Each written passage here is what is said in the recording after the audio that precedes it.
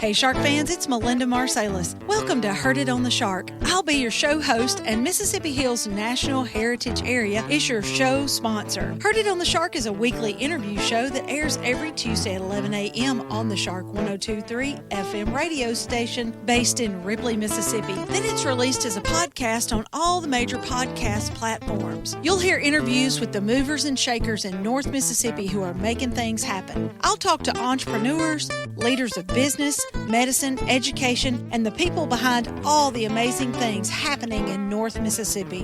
When people ask you, how did you know about that? You'll say, I heard it on the Shark. Heard It on the Shark is brought to you by the Mississippi Hills National Heritage Area. We want you to get out and discover the historic, cultural, natural, scenic, and recreational treasures of the Mississippi Hills that are right in your backyard. And of course, we want you to take the Shark 102.3 FM along for the ride.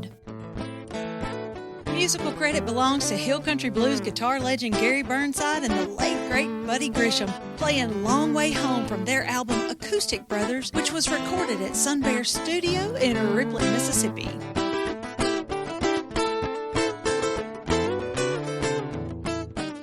This program was recorded at Sun Bear Studio in Ripley, Mississippi. Hey Shark fans, it's Melinda with another episode of Heard It on the Shark. And today I have back in Sun Bear Studio with me Bill Powers, who was a Secret Service agent. We talked a little bit last week about his time with Jimmy Carter and ran out of time before we ran out of story. So Bill, thanks for coming back. Oh, thanks for having me. We've seen a lot of coverage of Jimmy Carter, and a lot of people have talked about his presidency versus his time after his presidency. Tell about the man himself. How did you find him as you worked with him? There was a lot of work that he did mostly in third world countries. And a couple of the things that he did was he would go as an impartial observer along with his team to foreign elections to try and ensure that they were, fair elections and that sort of thing, invited by the host countries to do that.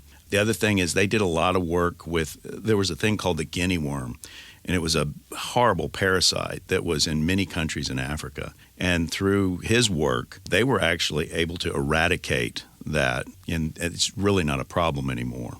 I had just listened to a documentary about that, and it's little things like that that are just so important, the things that he did that really we don't think about because you're not in the headlines anymore. Right. So, but there was a lot of that. There was, he was always willing to, and he was really big on his hometown.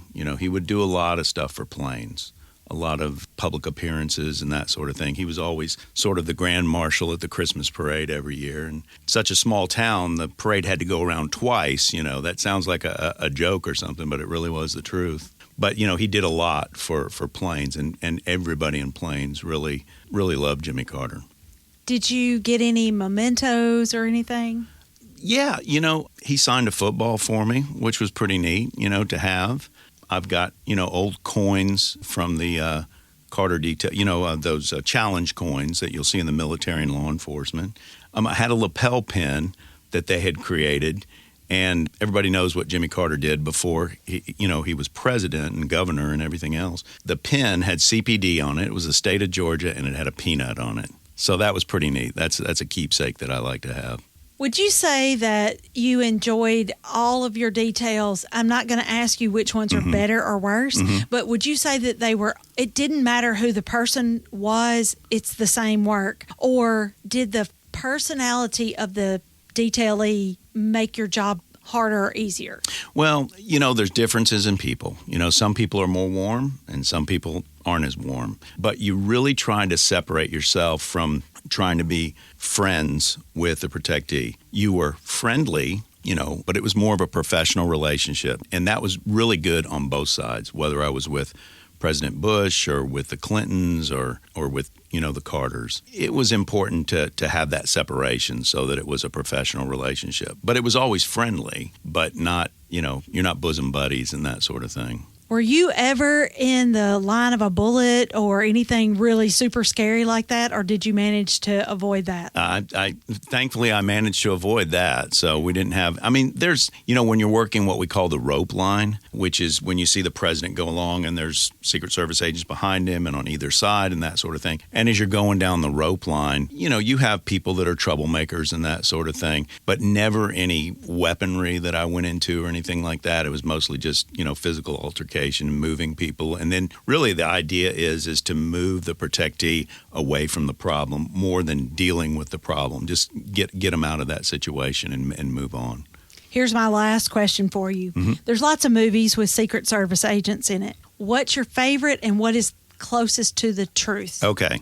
Well, there's two. One is called In the Line of Fire, and it had Clint Eastwood in it. And it started off and it showed them doing the investigative duties of the Secret Service, which it was a counterfeit U.S. currency investigation that they were doing. And then it moved on to the protective operations, and it was in Washington, D.C., and it showed the president traveling to different places and that sort of thing. And that, it's Hollywood, but that's the one where I watch it and I go, yeah, that's pretty much the closest to what it is for the president's detail.